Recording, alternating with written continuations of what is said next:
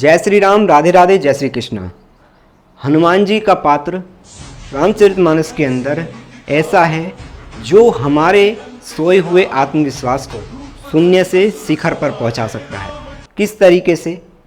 ऐसे भगवान जिन्हें कलयुग में भी साक्षात कहा गया है कि कलयुग में अगर किसी के साक्षात आप सिद्धि करके दर्शन करना चाहते हैं तो भगवान जी बहुत जल्दी आपको दर्शन दे सकते हैं, जिन्हें जान लेने से हनुमान जी बहुत जल्दी प्रसन्न हो जाते हैं। जहाँ पर राम भगवान की कथा होती है, कहा भी जाता है, वहाँ पर हनुमान जी जरूर आते हैं।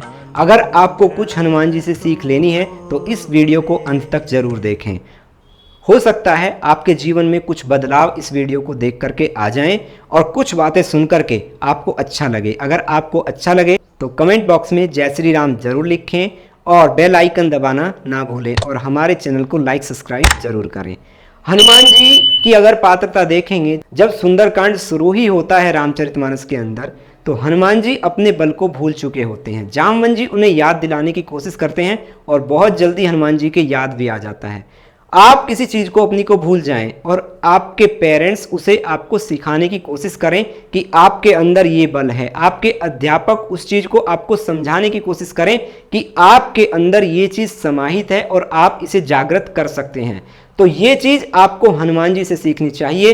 वो कितनी जल्दी इस चीज़ को सीख जाते हैं कि मेरे अंदर ये शक्तियाँ हैं और मुझे इन्हें पहचानने की ज़रूरत है और इन्हें जगाने की ज़रूरत है। तो हनुमान जी को थोड़ा सा प्रेशराइज किया जाता है जामवन जी के द्वारा कि जामवंत के वचन सुहाए, सुनी हनुमंत हृदय अति भाए।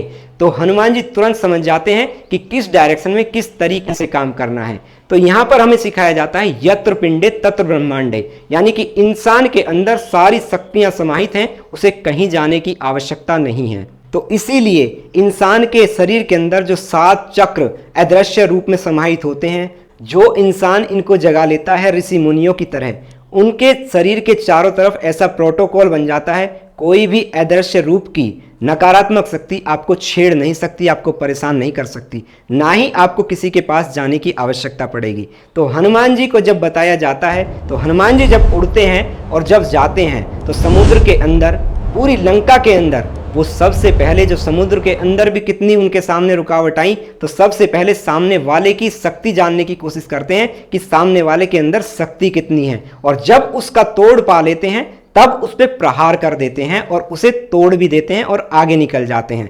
तो इसी तरीके से इंसान को भी जब भी किसी काम में सफलता पानी हो, अगर कोई अड़चन सामने आ रही है या कोई इंसान आपके रास्ते में रुकावट बन रहा है, उसे समझाने की कोशिश कीजिए। और उस बात से भी ये बात जरूरी है कि उसके बारे में जान लेना चाहिए कि वो ऐसा कर क्यों रहा है और उसके अंदर ताकत कितनी है आपको रोक देने के लिए।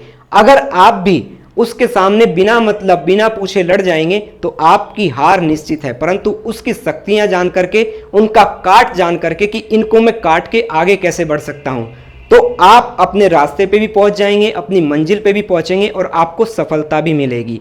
तो ये सारी चीज़ें हमें हनुमान जी के चरित्र से सीखने को मिलती है, जो हमारे आत्मविश्वास को शून्य से शिखर पर पहुंचा देती हैं। जब सीता मैया के पास भी पहुंचते हैं तो सीता माता को एकदम से जाकर के ये नहीं कहते हैं कि मैं आया, मैं इतना बड़ा हूँ, मैं ये हूँ, तो छोटा सा रूप बना करके जाते हैं। तो सीता मैया उनसे पूछती हैं, क्या श्री राम भगवान की सेना में सारे वानर तुम्हारे जैसे ही हैं, छोटे छोटे मच्छर के रूप में? तब हनुमान जी अपना बड़ा रूप करते हैं और दिखाते हैं कनक भूधराकार शरीरा समर भयंकर अति बलबीरा।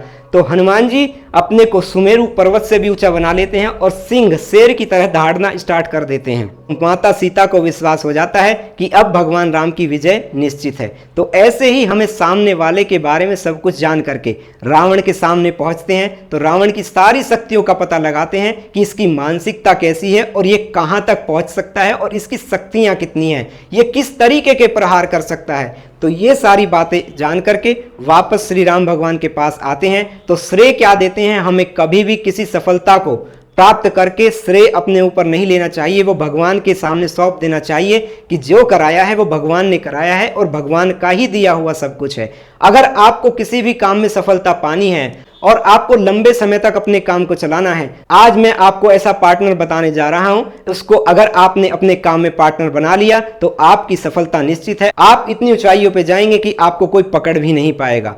कौन? भगवान। भगवान को आज अगर छोटी कमाई है, आज अगर 100 रुपये कमाते हो तो 10% का हिस्सेदार भगवान को बना लीजिए, 10 रुपये भगवान के नाम पे छोड़ दीजिए। आप अगर आज 100 रुपये कमा रहे हैं तो 10 रुपये भगवान को देने आसान है, 10% का हिस्सेदार आपने भगवान को बनाया है। कल अगर आपकी कमाई 1 करोड़ रुपए की हो जाएगी और आप भगवान को हिस्सेदार बनाने की कोशिश करेंगे तो आप भगवान को हिस्सेदार नहीं बना पाएंगे, क्योंकि लालच हर इंसान के मन में आता है और ये लालच ऐसा है कि इंसान को भगवान से भी हटा देता है। जिस दिन आप देखेंगे कोई काम जरूरी होगा तो इंसान सबसे पहले भगवान को छोड़ के भागता है, क्योंकि उस दिन मूर्तियों में जान नहीं होती है, क्योंकि आपका काम बनने वाला है। और जिस दिन आप परेशान होते हैं, किसी विपत्ति में फंसते हैं, उस दिन उन्हीं मूर्तियों में जान आ जाती है। जो भगवान को भगवान मान करके चाहे विपत्ति हो चाहे सुख संपत्ति हो पूजा करता है, वह इंसान हमेशा सुख से ही रहता है, इस बात की गारंटी है। अगर आपको भी हमारी बातें अच्छी लगी हों, हनुमान जी का चरित्र अच्छा लगा हो, तो आप हमारे कमेंट बॉक्स में जय श्री राम जरूर लिखें और हमारे चैनल को लाइक सब्सक्राइब शेयर जरूर करें और बेल आइकन दबाना ना भूलें। जय श्री राम, राधे राधे, जय श्री कृष्णा।